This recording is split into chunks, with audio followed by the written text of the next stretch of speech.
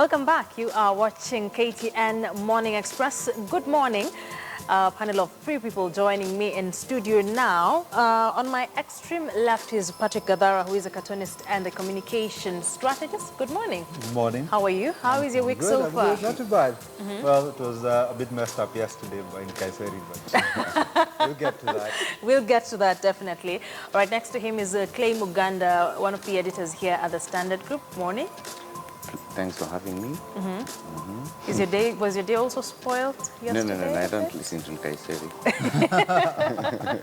And finally, Crispus Yankim, who is a media commentator. Good morning, Crispus. Thank you for coming. All right. Good to see you. Good to see you too. Holding it down for Michael for a bit, but we will be back next week. Thank you, gentlemen, for coming in. And just before we get into the discussion of some of the stories making headlines this week, of course, we will start with the press briefing made yesterday by Interior Cabinet Secretary Joseph Nkaissery. Let's just listen in to what was said to set the pace for our discussion at this hour on KTN NewsRoom. From today, the government prohibits all unlawful demonstrations in the country. Peaceful, unarmed, picketing, demonstrating. But when you see people coming with slings, machetes, stones, that's what somebody is coming for, is prepared for war, prepared for battle. And those are not demonstrations at all. Anybody who is going to confront law enforcing security officers, it means you are an enemy of the security people, and you'll be arrested. It is extremely dangerous for anybody to challenge the government decision. The consequences are grave. The consequences are going to be applied. Now, there's the Cabinet Secretary for Interior, Joseph Nkaissery, talking about the anti-IABC protest. Gadara, I'm sure you are the one who itches the most to give the first comment on this. What do you think about that statement? Well, I think it continues in a rather, sadly, a rather long tradition of law breaking that Nkaissery, particularly, but also that this government has engaged in. It cannot purport to suspend people's rights. It has no power to do so. And in fact, the Constitution is clear. I think in Article 24, it says to limit a right, you've got to have a law. And there is no law that he has presented to show why they're limiting this. There's no state of emergency that has been declared, anything like that. Then second, there are two interesting things, because in the statement itself, in the written statements, it talks about banning unlawful demonstrations, which seems to me like a tautology. Unlawful demonstrations, by definition, are not allowed. So there is no such thing as an unlawful demonstration. It's a riot, that you should be punishing people for, you should be arresting people who engage in a riot, and that is fine. But you cannot then say, because those guys rioted, we are banning everybody, we are suspending everybody else's rights, because he then in his statements, in his off-the-cuff remarks, he goes to say, no, we won't allow any demonstration. The third thing is this idea that the government allows us to have rights, or to exercise rights, which is rubbish. The Constitution is clear. The state does not give you any rights. The rights you already have.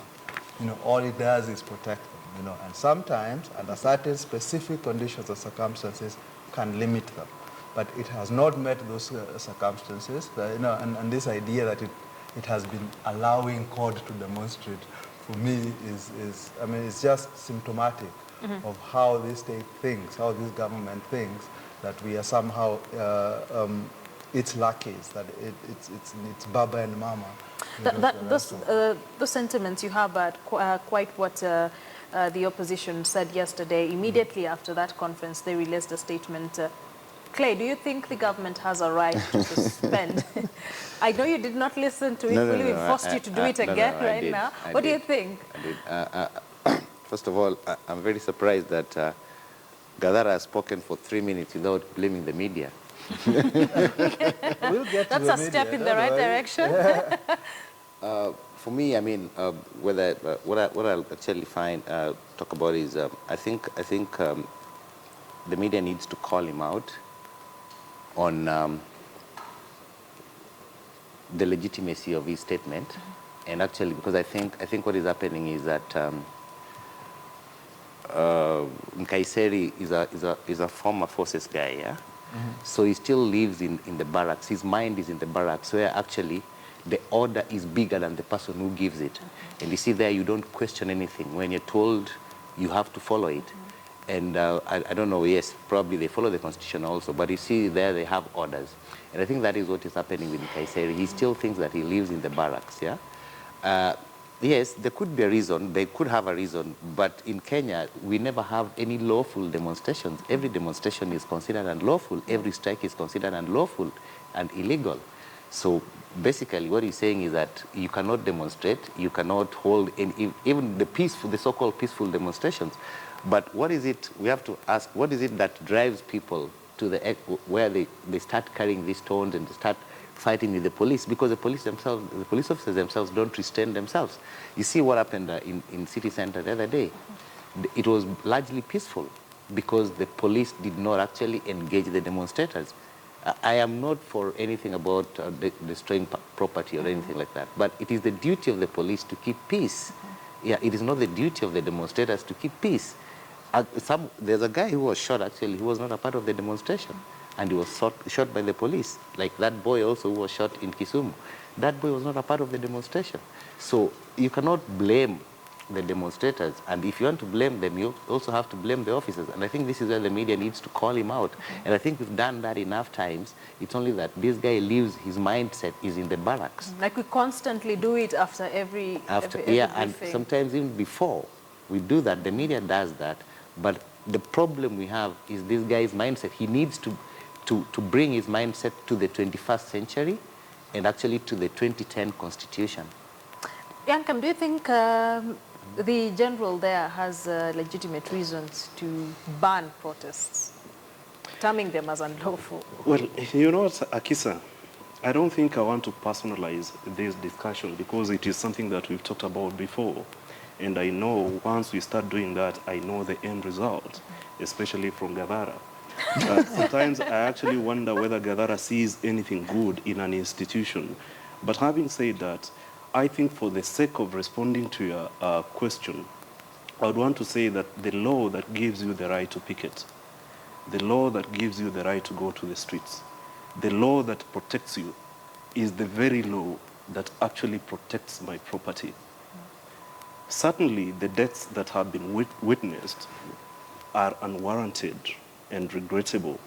But I don't think I want to start my discussion on a sad note, because really, looking at the past week, there were various positive things that happened. One of them was the meeting at State House between the head of state, his deputy, and the two court principals. I think the meeting was well in order. It came at the right time.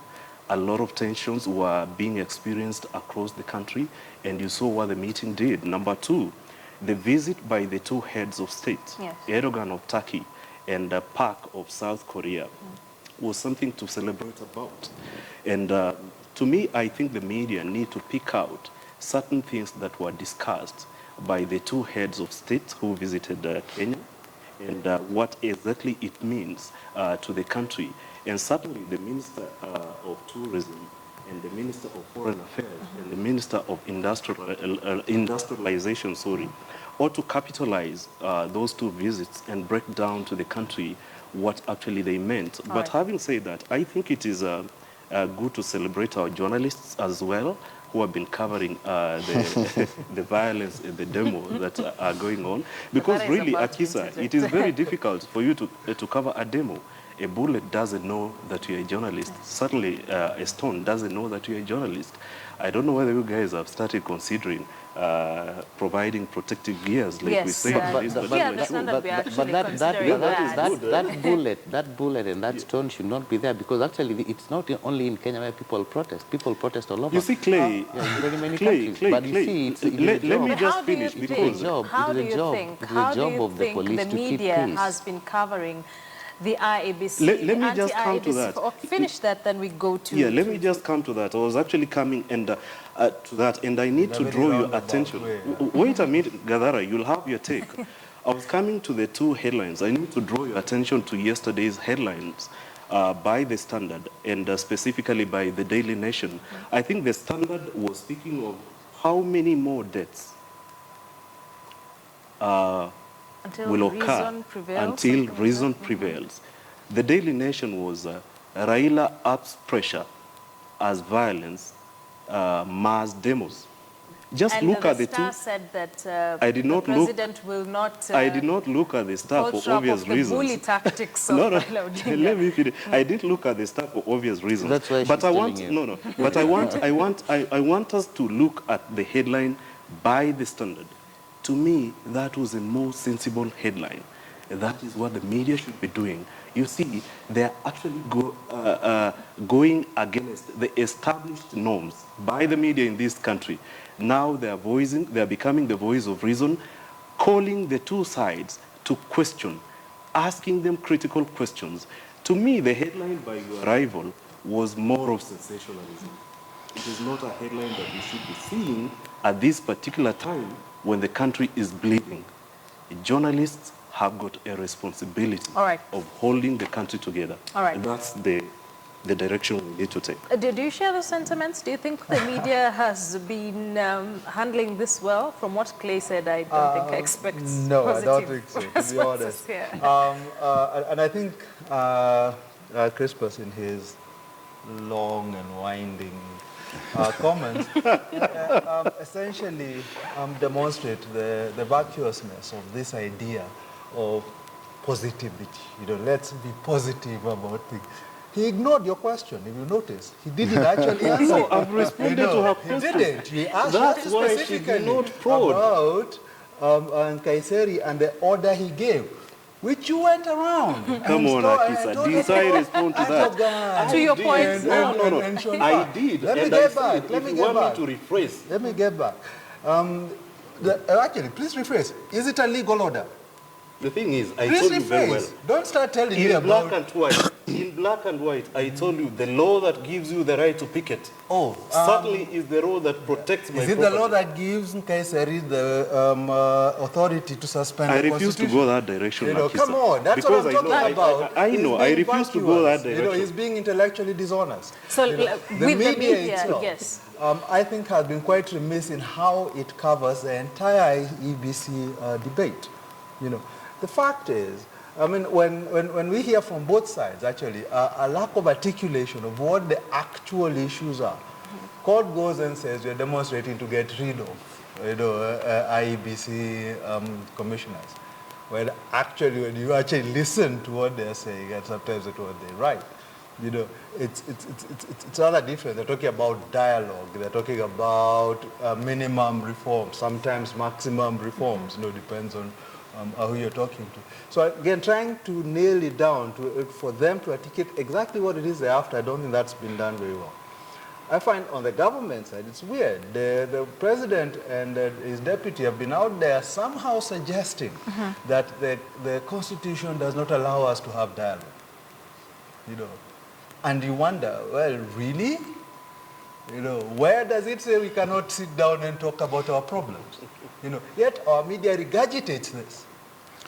In a very real sense, we have a crisis of perception that is driven by the press simply not breaking it down and saying, well, actually, when you say this is not true. This is how it is. And I think that's why we've stepped away from it. I think when it comes to especially the IBC itself as well, I've seen interviews where they keep citing this audit report that they did in 2013. Nobody ever asked them.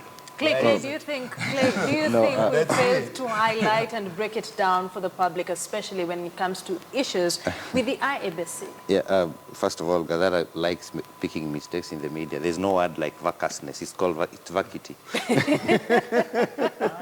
Actually, there is vacuousness. Anyway, that aside, I think Gadara overreads the Constitution and underreads the press, the press or the media and all that. Because what's happening is just, as you mentioned yesterday's lead story in the Standard, is how many more deaths. And I think the media actually has been very steadfast in not only calling for dialogue and actually trying to flesh out what it is that these people are fighting out. And I'm sure, not sure, I mean, the Standard on Sunday even went ahead and actually enumerated what it will cost to remove the IEBC commissioners. The whole process, we have actually done this, and we've always been asking what are the issues. I think 2 weeks ago, we did one of the best, most comprehensive stories on IEBC, where the problem comes from, all these problems, why the commissioners themselves don't trust one another. The opposition actually is also disorganized, and so is the same government. We actually did all these stories, and we mentioned all these issues, all the problems to do with the procurement, the previous, how they bungled the thing in 2013, and actually what the issues are. For you to actually say that the media is not doing enough, or the media is not actually, it is the rhetoric from the politicians actually is what is clouding everything that actually the media is doing. But that rhetoric is... We cannot shut it down. I'm not saying you shut it down.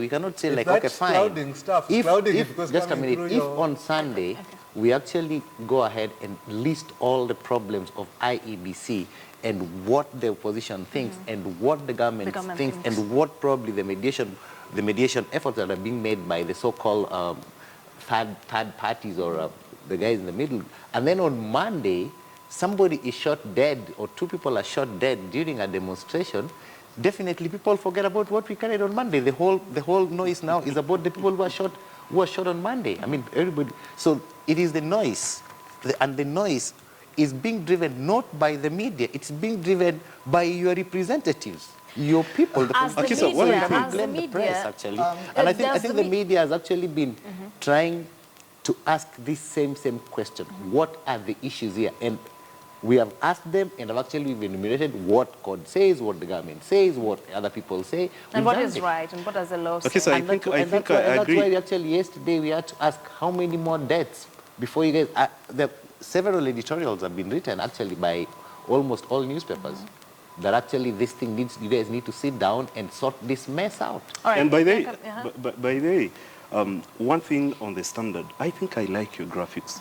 That guy is Thank you very much. Every time there is an issue, your graphics, you know, a photo or a good photo must be worth 1,000 words. And that's basically what the Standard did.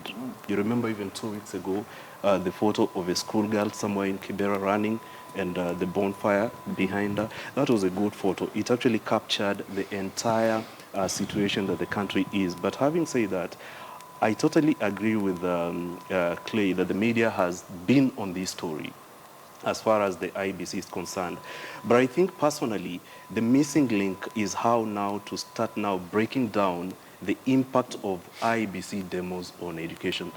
There isn't any deliberate effort that has been done so far, as far as I'm concerned. I don't know whether I'm right or wrong because I haven't seen that. Number two, I think it is incumbent upon the media to move the story forward and now start looking at the timelines, the election timelines. What are the necessary reforms that are needed? Let us not get stuck with the same story on IBC. I think the tragedy of this country, Akisa, to be fair, is that elections is actually a matter of life and death. That's the tragedy. And unless we address that, because somebody cannot imagine once I lose an election, what will become of me? You remember all these politicians now flying around. They cannot imagine losing 2017. And that's where the problem is. Number two, we need to address the mess in our political parties, because that is what actually spills over to the IEBC. Then you start now shouting IEBC must go. I don't know, we need to address that. That is something that ought to be addressed by the media. Have we made enough noise, especially with the kind of deaths that we've witnessed as a result of these demonstrations? Have we made enough noise as the fourth estate? Well, I think we will see an escalation. I think the Standard has kind of started it off, you know, and you'll see it in the rest. of a push to have some sort of negotiated settlement. I think that will happen. You know, I think we've left it way too late to do it. You know, I think we knew especially from 2013 onwards, that we had a problem with the electoral system, and we ignored it. In fact, the standard itself, interestingly, carried a piece that had the leaked report a synopsis of the leaked audit report from the IEBC, where the IEBC was admitting things like it did not know how many people it had registered, you know, for the 2013 election. Yet nobody picked it up. Nobody chased after it. We are allowing the politicians to manage our country by crisis, by creating crisis. You know, because we don't step in and articulate these are the issues from the very beginning. When Clay speaks of this fog and this noise that's created by politicians, the megaphone they use to create that is the media, you know. And it is actually up to us to filter out that noise and break it down for the citizenry that this is what you need to pay attention to. You know, we shouldn't have waited. We shouldn't be waiting till they create the crisis. You know, there was nothing stopping us raising the issues to do with IEBC. And it's not just IEBC, by the way, it's the entire electoral system. You know, it's how we register voters, it's how we do petitions, you know, throughout the entire gamut of how we run an election, you know, is problematic. If you listen to the Kathy Kilonzo case, for example, you know, where she was articulating how people were being registered for elections using expired documents. That should give us pause. What is actually going on? You know, and we go back and we check and we look at how our technology worked. Why did it not work? When IBC says we are going to buy new equipment, we go back and we check. And this, for me, has been the failure, and I've been saying it for a long time. We are dealing with what's in front of us here. So what you're saying is we abandon stories? You know, yes, No, definitely. Do we abandon stories? I don't think so. What is happening, and what I said is that, I mean, this idea of filtering and all that, what I said is that when we talk about all these issues throughout the week, the problems with IEBC and what actually needs to be done and all those things and how people need to come together and stop, then the following Monday, we actually have to report when there's a death, when there's the chaos. The chaos, I mean, there was a riot, people are demonstrating and all that. So we report all these things in equal measure. But now what happens is that what people run around with is the noise now that comes out is what about the demonstrations. You see, we have been reporting these stories about IEBC. Yes, probably not as much as well as Gadara would want it to be done, like on a daily basis. You see, we are supposed to forget about everything else. But the thing is, we cannot sit down, we cannot go and grab these politicians and tell them, you guys sit down here and talk. We can only talk about it, we can only offer, let me say, counsel, and actually talk about this and point out all these missing links and what actually happened. I think we've done that over from 2013. Yes, we've not done it because probably Gadara tends to know much more than probably the media knows. You see? Yeah. And I think I think the thing is, it is not fair. I know we have our shortcomings too, very many shortcomings. But it's not fair actually to blame the media. I mean, put the blame on whatever is going on with these electoral reforms and all that on the media. That the media is not doing enough. And the media is, because, okay, fine, we can say stop the fighting, stop police brutality. But if we don't control the police, we can call them out. We can call them out. What we are saying, Clay, what we are saying, Clay, we can call them out for Clay, what we are saying is that now the media must take that responsibility of shepherding this discussion. I like the fact that you guys are admitting, you're admitting that actually all systems I think you had your time. You had your time, Clay. It's only the media. No, come on, Clay. Listen to I appreciate that. All right. Listen, you remember I've been defending you. So No, I don't don't need need to attack me as well. to defend What the you need to truth, do, not Akisa, me. the thing is, what we are trying to say is that the IBC story is now almost dead. We know where the discussion is headed. We need now to move it from the streets and now start shepherding that discussion and bringing in voices of reason like we've started doing, and having, helping the public now to start seeing the end game. Number two, I think Article 1 of the Constitution sets high standards of what actually is required for us to have a free, credible, and an appealing election in 2017. And this is why we are saying that you must now start questioning the timelines. What can make us as a country to have that free election? What can help us as a country to stop violence? The Kriegler report, you guys need to go back to it and now start asking those critical questions. But moving forward, to me, the bigger story is now the shenanigans happening at the Supreme Court. That has got a potential that has impact. been covered largely as It well. has been covered largely, but we need to stay the course. Stay the course. Let us question what are these power games that are going on at the Supreme Court. Yes, we're definitely getting back to Maybe- coming back Number to the two, issue number of the two, Supreme let me Court. just- That is something we're just about to talk let about. me just finish. Number two, I think I would personally appeal to Chief Justice Willy Mutunga. He actually has to stay the course. Let him not run away when the Supreme Court is burning. But I need also to question the media, because looking at the discussions that happened at State House, the purported discussions, you know, the media actually went for sources. We don't know how true those sources were. In my experience as a journalist, sometimes it is also good to question even the sources, because they have their own interests. You've seen the head of state has come out and say that that is not what you discussed. The opposition at the same time has said that is exactly what we discussed. So who's telling the truth? Yes, I'm yes. saying that because if I look back, what the media said was that a deal was struck, and their stories were based on particular sources. The media we actually will ought to definitely be get very, to very that. careful. But Governor, you mentioned something very important with regards to the 207-208 violence. As of now, the country is very polarized. That is very clear. The country has always been polarized. It From always has, and it's 1963. getting worse by the from day. We 1963. have around 14 months to the general election. What would be the role of the media just to help avert the situation that we witnessed in 207-208? Well, I think the first thing is the media has to be honest and truthful, and has to inform, not just seek to sort of gloss over the issues are there. I think it's very important for the country to know what options it has, you know, both under the Constitution and going back in its history. So for now, I would want, for example, a discussion on what did we learn out of IPPG.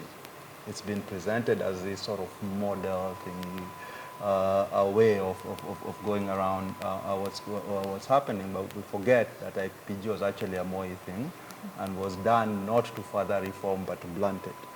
You know, so we need to investigate that and to see what lessons do we learn from our past, you know, from the things we have done, because very many times we've had national dialogue, not just on electoral issues. The other day we had it on the wage bill, etc.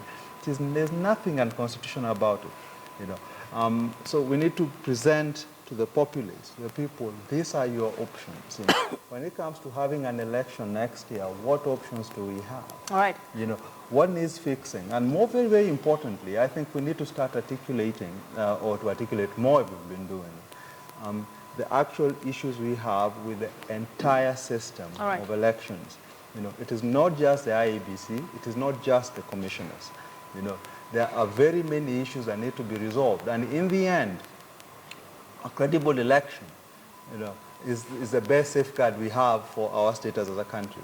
The biggest threat that we face as a country, as we have seen in 2007-2008, is not terrorism, is not, all these are threats, but the single biggest threat, the one that almost dissolved this country, is a bungled election. All right, Clay, do you And that think we we need to have, make sure that as a happens. media, we have a powerful tool to... Do you think we are actually a powerful tool? Actually, let me just say what I was trying to say. That I appreciate the fact that these two gentlemen and probably other Kenyans out there realize that the people they put in place, the judiciary, the executive, and the legislature have actually failed. The only people they can look up to is the media. Thanks, gentlemen. I totally agree. Then moving on swiftly. Yeah, because you keep on calling on the media to do this. I think do its job, yes. Yeah, but I think that the thing is, I said at the beginning that, yes, we have our shortcomings. But at the same time, we do probably what we do is probably just enough to make these people sit up and actually listen and do the right thing. Because there is no single day that actually the media meets and says like, okay, fine, you guys, you know what, let's bungle the coverage of this. Unlike these other institutions that actually hold the boardroom meetings and all that, and decide, okay, fine. But the media media houses do not collectively meet and say, okay, fine, you guys, let's not cover this, let's not. So here's a case. Bungling. So here is a case where actually when you get that one media house talks about I mean, you need dialogue on Monday, and another one talks about it on Tuesday. And I mean, you see, or sometimes on the same day, we talk about the same thing. It shows a lot of cohesiveness, you know? And I think the media actually is doing its work. Who is failing Kenyans? It is not the media. It is the people you elected. It is your parliament. It is your executive. It is your judiciary that is failing you. When you talk about like what is going on at the Supreme Court now, it's not the media. We are actually doing much more. What we are actually up to probably based on the tools that we have. Because I find it very odd when people say like, oh, you know, CNN this, you know, BBC this. No, one thing we don't realize is that some of those, it also depends on the economy. We cannot do as much as CNN does, because some of the shows like on CNN, you find, just to give an example, like an AC360 Anderson Cooper's show, I think he has more staff than probably some of the media houses in this country. So we can never do things the way those people, if you guys want us compare us to those other media houses, then we'll also compare the electorate, you people, to the electorate of other countries. Because all right, I need us to quickly. We do have the tools that actually but the But people who are please, bringing, seriously. we've actually mentioned all this. All right. It is not that all these enough. problems are not I being think mentioned. there is no point of All right, gentlemen, we have one just quick 10 example. minutes. I want us to That's a quickly lot go of through time. what is happening at the Supreme Court. I know we would love to be at each other's throats for the whole day, but let's just quickly discuss about the Supreme Court and what's going there and how the media has been covering it. It's more than what meets the eye. That is what has been purported by many outlets. But what do you think? How has it been? I'll start with you, Yankam. Well, I think it is a tragedy, and I commend the media for bringing out the issues, because if it were not for the media, we would ignore the power games going behind the scenes, especially surrounding the succession of Chief Justice Willie Mutunga. Certainly, we've seen the ruling by Justice Njoki Ndung'u that purportedly extended the time that the DCJ is supposed to serve Kalpana Rawal, which is very unfortunate. So the media must be commended for that. But it is very unfortunate for what is happening at the Supreme Court. Personally, I think the media now ought to start asking whether we actually need the Supreme Court, because this was expected to be the highest court in the land. The most respected. It hasn't lived up to that, in my own opinion. All right. And I think the media has that responsibility of telling us whether actually this was another burden to the Gavana, taxpayer. do you think there are issues that should have been highlighted with regards to the Supreme Court crisis that we did not do? I think personally that we kind of came late to the game on this. I think that, I mean, once we picked it up, I mean, I've been quite happy with how it's been articulated for the most part. But I think we came late to it. A lot of the problems that the JSC has, I mean, the Supreme Court has, could have been foreseen, you know. And this is what I'm talking about. It's about staying with it, you know. And I mean, Clay does have a point when he talks of limited resource and stuff. But I think within the resources the press has, there's a lot more it could be doing about covering these basic issues and articulating them, not waiting till we have a crisis, then you report on the crisis, you know, and explaining it. But actually putting it to the people and saying, look, you need to look at this. You need to look. I think what's going on at the Supreme Court is outrageous, you know, and it's not just with Njoki Ndung'u, you know. We've got situations where judges are sitting in judgment over their own actions, you know. This is what they're being asked to do, you know. And we really have to ask questions, you know, about it. I think right, I mean, going back, all the way back to 2013, and the ridiculous judgment they gave then on the presidential petition, you know, these are things we should have been tasked, we should have been asking about. You know, what are the problems that showed? You know, what are the issues that they had to deal with then, and how are they manifesting today? You know, the fact that we haven't actually reformed it, you know, in the last 3 years. You know, and I think it's the same problem we have with the electoral system. You know, that the crises we have now are not unforeseeable. They did not spring from nowhere. You know, but because we ignored them before, we have not articulated, we've let them boil on, you know, till they become a crisis, and now they dominate everything. You know, if we had from the very beginning, you know, pushed for a resolution to the problems that were there, that were evidently there. You know, it's not that we didn't know judges were going to retire. When you say we, you mean who? I'm talking we as a society, but the media, here's where I differ with Clay. You know, the media's job, I think, is to make the public interested in that which is public interest, is to push that which is public interest, not what politicians think, not what they say, which seems to be, to me, what captures them. You know, it is this he said, she said, and this sort of back and forth between politicians is what dominates the news. Clay, do you think we're able to avoid such crises? I think what Gadara probably wants us is to create a crisis, then we cover it, so that I said the exact opposite. Yeah, we should know. We should create it. But are we able to follow up stories to avert such crisis? I mean, like, the thing is, without pointing out, like, how did the media fail in covering, bringing out the issues in the Supreme Court or the judiciary?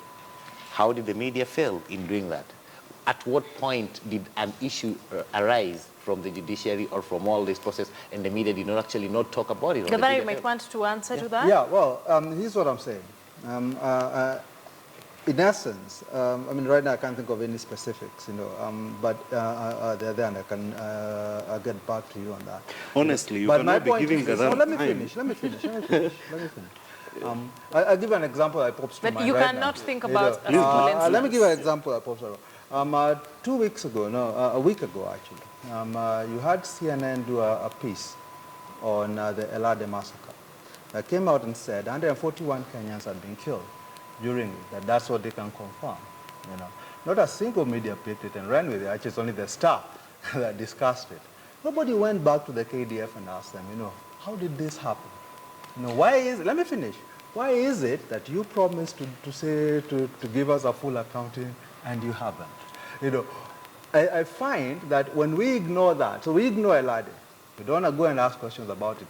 The next time there's a crisis, you know, we don't tie the line back and say, actually, because we didn't ask about this, because we didn't fix those problems, you know, we allowed them to fester, and now they've hit us again. It's the same thing I'm talking about with the judiciary and with the electoral system. But because with we don't Elade, go back. Let to me be finish. fair, okay.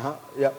With Elade, to be fair, I don't think that issue was totally ignored. It was a complex issue that we revisited the other day. Last Friday, I had the head of AMISOM here in studio asking the same questions that you are asking. Went outside.